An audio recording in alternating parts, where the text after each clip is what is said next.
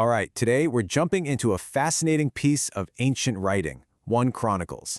Now, I know what you might be thinking, another dusty old history book, but trust me, this is something totally different. This is a strategic document, a national charter. Really, it's a blueprint for how to rebuild an entire nation right from the ashes. I want you to just think about this for a second. Imagine your entire country has been conquered. Your capital city is just rubble, and your people have been scattered, living in a foreign land for generations. And then you finally get to go home. But what do you find? Ruins. And an even bigger problem. You've almost forgotten who you are. So, where do you even start? Well, that is the exact situation the book of 1 Chronicles was written for. The people of Israel are just coming back from a 70-year exile in Babylon. They're standing in the land that was promised to them, but they are facing this massive identity crisis. I mean, their connection to their own past is shattered, their leadership is gone, and their future is a complete unknown. So where do you begin? The author of Chronicles, we just call him the chronicler, he knew that before you can even think about building a future, you have to reclaim your past. The very first step is to answer that fundamental question: who are we? And that's why the book kicks off with 9 solid chapters of genealogies. I know. That sounds like the driest, most boring part of any book, ever. But for these returned exiles, this was an absolute lifeline. It connects them name by name in this unbroken chain all the way back to Adam, the very first man, through Abraham, the father of their entire nation, through the 12 tribes, and all the way up to their greatest king, David. It was this powerful declaration that said, "You belong. Your story never actually ended." But this was so much more than just a family tree. You have to see it as a national charter.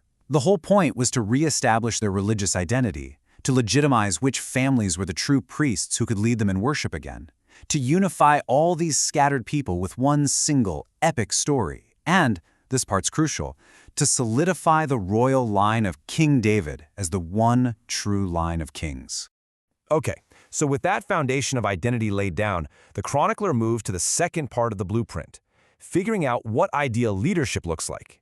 And to do that, he zeroes in almost entirely on just one person, King David. And the way he does this is pretty brilliant.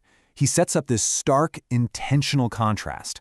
On one side, you've got King Saul. The book pretty much only introduces him to describe his failure and his death. He was unfaithful, disobedient, his kingdom was taken away. But then, on the other side, you have David. He's presented as the hero king, the one chosen by God, the guy who united everybody. And here's the key phrase: the Lord was with him. The message to this fragile returning community couldn't be clearer. This is what a real God-approved leader looks like. But you know, a great leader isn't just powerful on their own. They inspire greatness in other people. And David's character was so compelling that he rallied the nation's absolute best and bravest warriors to his cause, guys who became legendary as David's mighty men.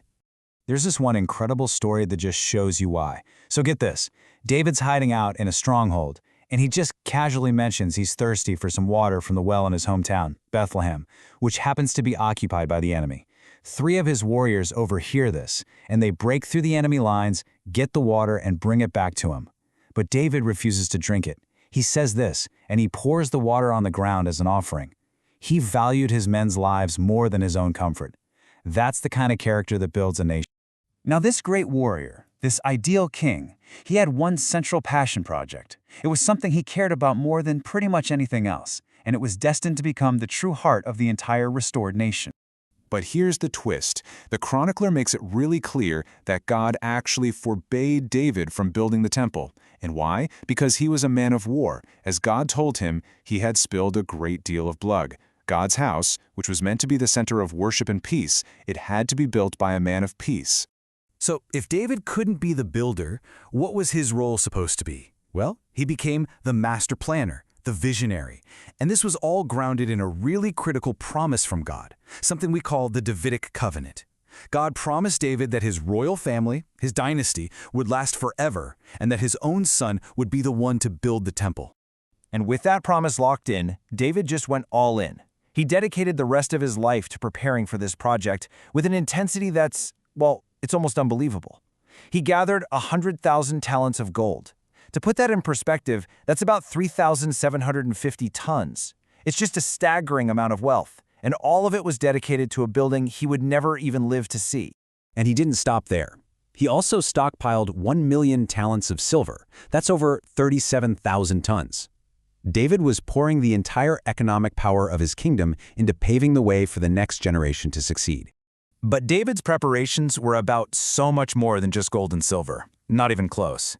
He created a complete organizational plan for the nation's entire religious and civic life. He was literally handing his son a blueprint for hope. I mean, just look at this structure. David organized the priests into 24 rotating groups to make sure the temple service would run smoothly forever. He set aside 38,000 Levites to be officials and judges. He appointed 4,000 skilled musicians to lead worship and another 4,000 gatekeepers to guard the whole place. He wasn't just giving his son Solomon a pile of gold, he was handing him a fully functioning, organized nation ready to go. And this quote, this really gets to the heart of why he did all this. David knew his son was young, that he was inexperienced, so he did everything he possibly could to set him up for success. His motivation wasn't about his own legacy, it was to make sure that the temple would be magnificent, a source of pride and glory for the whole nation, and for God. And that brings us right back to where we started. See, 1 Chronicles isn't just a history lesson. For those first readers, those fragile exiles trying to rebuild, it was a survival guide. It was this powerful reminder of who they were, stretching all the way back to the dawn of time. It was a vivid picture of their ideal leader, King David, and it was a clear blueprint for their divine purpose, all centered around the worship of God. So that leaves us with one last big question. As those exiles read about this perfect king who prepared everything for a son who would build God's house, were they only looking backward? Or was the chronicler pointing them forward, giving them hope for a future, even greater son of David who would come and finally build a kingdom that would last forever? It was a look back, for sure, but it was all designed to give them a powerful vision for the future.